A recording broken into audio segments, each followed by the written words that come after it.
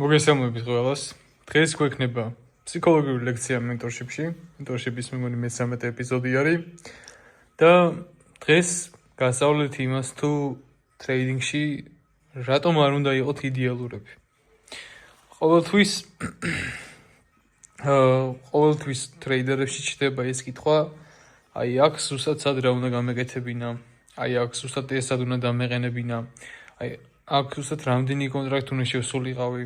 აი ზუსტად აი პერფექტი რო გინდა ყველაფერი იყოს, ხო? აი ზუსტად როცა გინდა ყველაფერი გააკეთო. კი მესმის, გინდა რომ გვინდა ყველას რომ იდეალურები ვიყოთ. მაგრამ ტრეიდინგში იცოდეთ რომ არ უნდა ეცადოთ რომ იდეალურები იყოთ. იმიტომ რომ ყოველთვის ვერ გიქნება ზუსტი ენტრი მარკეტზე, საიდანაც მოხდება შენ რამოძრეობაც გინდა ისეთი. მით უმეტეს ანუ თუ ეგ გვენდომება, ხო? ჩვენი ტვინი, ესე ვთქვათ, მით უმეტეს დამწყების ტვინი ძალიან გადაიწვება იმის ფიქრში და იმის სურვილში, რომ იყოს იდეალური, ყველა ტრეიდი მოიგოს, ყველა ტრეიდი ისე მოიგოს, როგორც უნდა და ყველა ტრეიდში ისე შევიდეს, როგორც უნდა. კონკრეტული სულ იდეალური რაოდენობის კონტრაქტით გახსნას ტრეიდი, სულ იდეალურ ადგილას ედოს სტოპ-ლოსი, ამ შემთხვევაში პატარა ან თუ გინდათ რა ვიცი, კარგ ადგილას ედოს რომ ვაფშე მარკეტი მან არ ჩამოვიდეს და ისე მოიგოს ეგ ტრეიდი. ის რა თქმა უნდა, ყველას უნდა ის რომ კონდეს იდეალური ენტრიც, ხო? ყოველთვის ვერ გიქნება ეგ ყველაფერი. ამიტომაც ხალხო, ეს ტრეიდინგია რა. არ არის სხვა დანარჩენ საქმეს ვაფშე არ გავს და მაგიტომაც მოგწონს და მაგიტომაც გვიზიდავს ეს ყველაფერი, ხო? ამიტომაც ხალხო, გაითავისეთ რომ ამ საქმეში იდეალურობისკენ სწრაფვა არაფერს არ მოგიტანთ. თქვენ რადგან უნდა კონცენტრირდეთ, ეს არის ის, რომ გააკეთოთ მარკეტზე თქვენი მაქსიმუმი. მაქსიმუმში რა იგულისხმება? მაქსიმუმში იგულისხმება ის ყველაფერი, რისი კონტროლი შეგიძლიათ.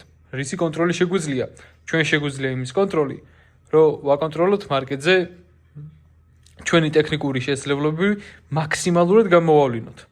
აი, მაგალითი მოვიყვანოთ. შეხედეთ, მარკეტზე ვაკეთებთ ანალიზს. გავაკეთეთ ანალიზი.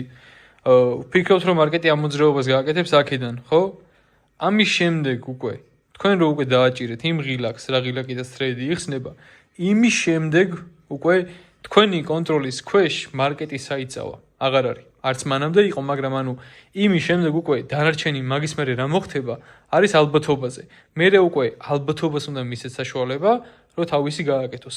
თქვენ მანამდე რაც ფიქრობდით, რომ მაღალალბათობიანი იყო, გააკეთეთ. ნუ თუ არ ფიქრობდით და თუ გემბლერობდით, იცოდეთ, რომ სისტემატურ დონეზე რომ თქვენი შედეგი შეინარჩუნოთ, რა შედეგის გინდათ, უნდა იფიქროთ საღ დონეზე, რა თქმა უნდა, ხო?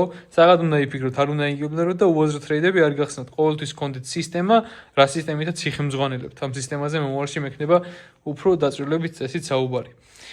ხო, მოკლედ, თქვენი კონტროლი, თქვენ რაც შეგიძლიათ გააკონტროლოთ, არის ეს პირველ რიგში თქვენი თავი და არის ეს თქვენი ცოდნა, რაც უნდაც გადაგაქვთ მარკეტზე. როცა უკვე გადაიტანთ ამ ცოდნას და მიიღებთ გადაწყვეტილებას, იმის მერე ის უკვე მარკეტზეა დამოკიდებული.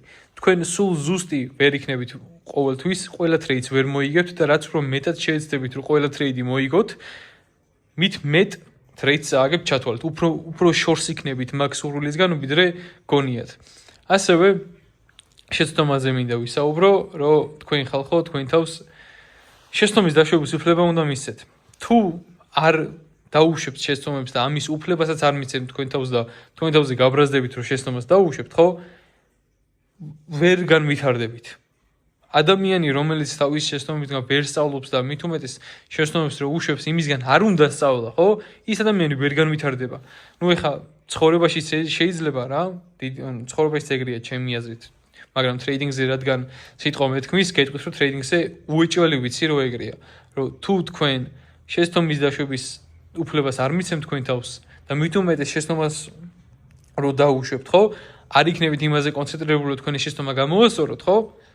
ვერ განვითარდებით. ეხლა შეცდომა რა შეიძლება იყოს? შეცდომა შეიძლება იყოს როგორც აი რიზიკ კონტროლით შეგიძლიათ ოღონდ იმის რა, თქვენი თავის, თქვენი ტექნიკური ნაწილის, როცა ტრეიდში შეხვალ, ხო? იქ უკვე თქვი რომ ალბათობაზე ის ყველაფერი, მაგრამ როცა ტრეიდი დასრულდება, ხო?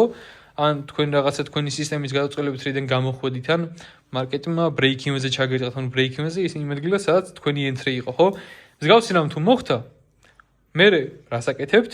ამაზეც მინდა შემდეგი ვიდეო გადავიღო, ტრეიდი გავხსნა და ჟურნალს ჩავწერო, მაგრამ ამაში რთული არაფერი არ არის რა. გადადიხართ თქვენ ჟურნალში და ჟურნალის ვიდეო რომ მქონდა იქ ვისაუბრე, რომ იმ ჟურნალში ჩაწერთ თითოეულ details, რაც თქვენ ტრეიდის გახსნის დროს გამოიყენეთ. ეს შეიძლება იყოს რომელ საათზე გახსენით, რომელ დღეს გახსენით, რომელ კვირას გახსენით, რომელ თვეს გახსენით.